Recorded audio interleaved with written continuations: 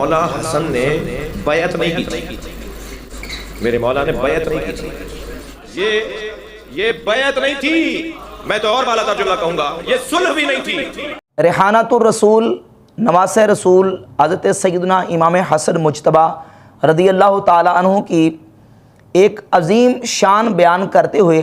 نبی مکرم صلی اللہ تعالی علیہ وآلہ وسلم نے امام حسن مجتبیٰ رضی اللہ تعالی عنہ کو سردار قرار دیا۔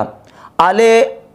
تشیع کی اور اہل سنت کی معتبر اور مستند کتابوں میں یہ حدیث موجود ہے۔ صحیح بخاری میں 3746 نمبر، 2704 نمبر، نبی مکرم صلی اللہ تعالیٰ علیہ وآلہ وسلم نے ارشاد فرمایا امام حسن مجتبیٰ کے بارے میں کہ ابنی ھذا سید، میرا یہ بیٹا سردار ہے، وَلَعَلَّ اللَّهَ أَن يُصْلِحَ بِهِ بَيْنَ فِئَتَيْنِ مِنَ الْمُسْلِمِينَ، اور اللہ رب العزت اس کے ذریعے مسلمانوں کے دو گروہوں میں صلح کروائے گا۔ صحیح بخاری میں بھی یہ روایت موجود ہے، اور اہل تشیع کی معتبر اور مستند کتابوں میں سے مناقب و آل ابی طالب، ابن شہر اشوب کی کتاب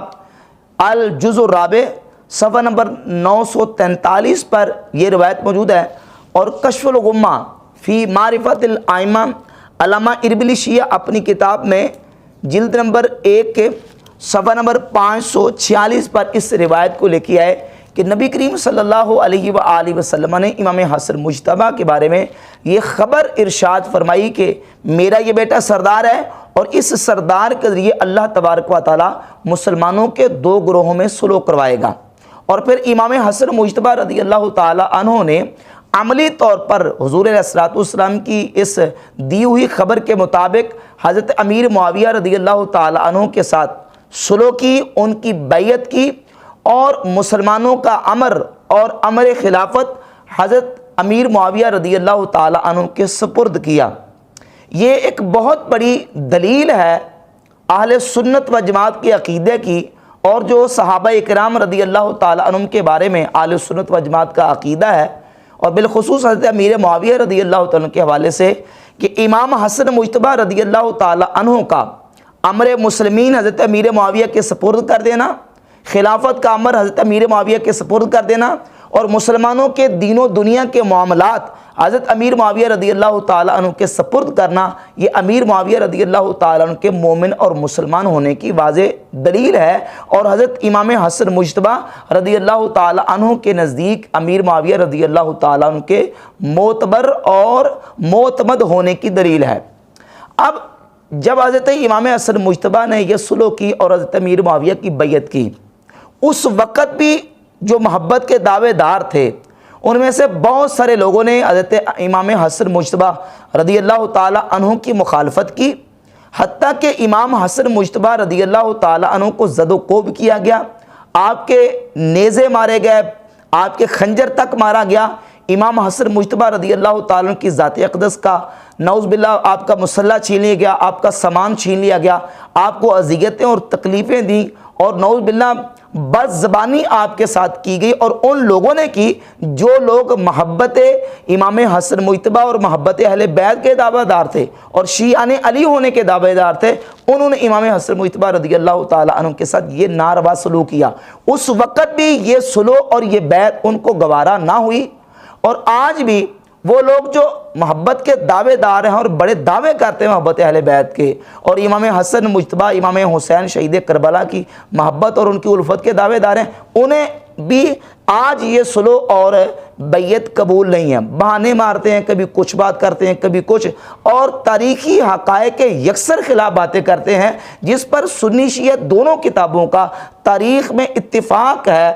ان مسلمہ اور جو مصدقہ چیزیں ہیں ان کی بھی تردید اور ان کا انکار کرتے ہیں۔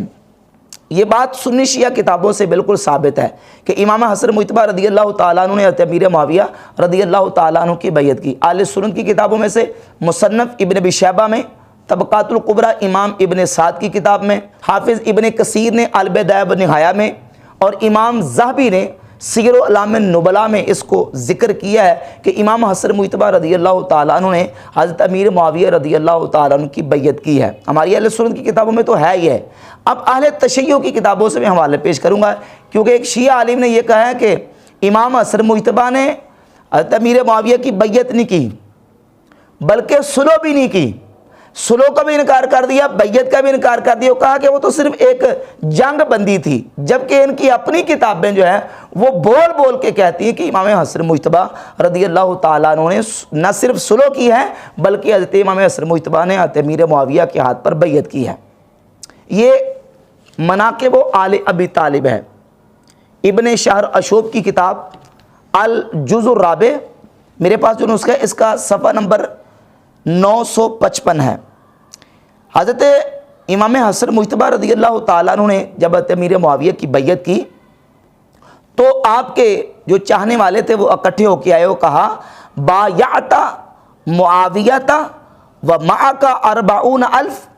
اے امام حسن آپ نے معاویہ سے بیعت کر لی جبکہ آپ کے پاس 40,000 کا لشکر موجود ہے، تو آپ نے معاویہ کی بیعت کیوں کی؟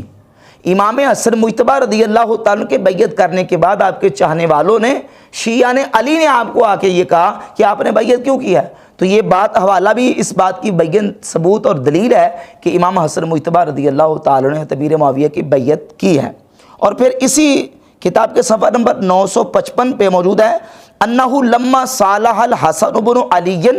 عزلا، جب امام حسن مجتبیٰ نے حضرت معاویہ کے ساتھ صلح کر لی تو پھر وہ الگ ہو گئے۔ وقیل لہ یا مذل المؤمنین ومسود الوجوہ، نعوذ باللہ نعوذ باللہ، لوگوں نے کہا کہ اے مومنین کو ذلیل کرنے والے اور مومنین کے چہروں کو سیاہ کرنے والے، تو آپ نے فرمایا لا تعذرونی فإن فیہا مصلحۃ، مجھے رسوا نہ کرو، میں نے اگر معاویہ کی بیعت کی ہے تو اس میں صلح میں بیعت میں مصلحت ہے، میں نے مصلحت کے پیش نظر اس معاملے کو سر انجام دیا ہے۔ اور وہ مصلحت کیا تھی وہ دیگر حوالے آپ کے سامنے آئیں گے۔ وہ مصلحت تھی امت کی بہتری اور امت کی بلائی۔ یہ کتاب ہے الارشاد فی معرفت حجج اللہ علی العباد، شیخ مفید اپنی اس کتاب کے صفحہ نمبر 278 پہ لکھتے ہیں وَلَمَّا اسْتَقَرَّ الصُّلْحُ بین الحسن صلوات اللہ علیہ و بین معاویہ، جب حضرت امام حسن مجتبیٰ اور حضرت معاویہ کے درمیان صلح قائم ہو گئی، یہ بھی ایک باقاعدہ چیپٹر اور عنوان قائم کر کے شیخ مفید نے اس بات کو ذکر کیا ہے کہ امام حسن مجتبیٰ رضی اللہ تعالیٰ عنہ نے حضرت امیر معاویہ رضی اللہ تعالیٰ عنہ کے ساتھ صلح کی ہے۔ یہ ہے کتاب منتہی الاعمال، شیخ عباس قمی کی کتاب منتہی الاعمال، جلد نمبر 1 اور صفحہ نمبر 318 پہ شیخ عباس قمی نقل کرتے ہیں شیخ طبرسی در احتجاج روایت کردہ کہ وقت حضرت امام حسن علیہ السلام با معاویہ صلح کر، جب امام حسن مجتبیٰ نے حضرت معاویہ کے ساتھ صلح کی، مردم بخدمت حضرت آمدن، کچھ لوگ آپ کی خدمت میں آئے، برخ ملامت کردن، اورا ببیت معاویہ، حضرت معاویہ کی بیعت کرنے پر ان لوگوں نے حضرت امام حسن مجتبیٰ کو ملامت کی کہ آپ نے معاویہ کی بیعت کیوں کی ہے۔ یہ وہی تھے جو شیعہ علی تھے، جو محبان علی کہلانے والے تھے اور محبت کے دعوے دار تھے۔ انہیں اس وقت بھی یہ صلح اور بیعت قبول نہیں ہوئی اور آج بھی محبت کے دعوے کرتے ہیں، لیکن امام حسن مجتبیٰ رضی اللہ تعالیٰ کی اس صلح کو اور اس بیعت کو تسلیم کرنے کے لیے تیار نہیں ہیں۔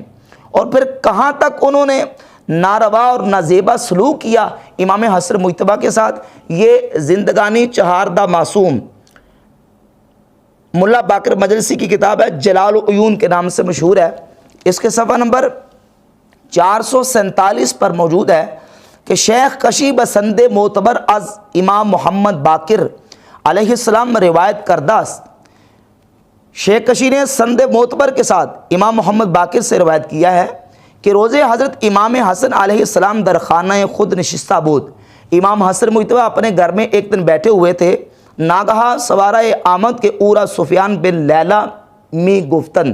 ایک سوار آیا جس کا نام سفیان بن لیلہ تھا، بعض کتابوں میں سفیان بن لیلہ اور بعض میں سفیان بن لیلہ اس کا نام آتا ہے۔ گفت السلام علیکہ اے ذلیل کنندہ مومنہ، نعوذ باللہ، آ کے کہنے لگا اے ایمان والوں کو ذلیل کرنے والے آپ پر سلام ہو، اور اس قدر گستاخی اور بے ادبی کے ساتھ آپ کے ساتھ ناروا سلوک کیا۔ پھر آپ پر اس نے زد و کوب کیا، آپ کے نیزہ مارا اور آپ کا مسلح بھی چھین لیا، اور آپ کے جو دوش مبارک پہ چادر تھی وہ بھی چھین لی اور آپ کا سامان لوٹ لیا۔ یہ شیخ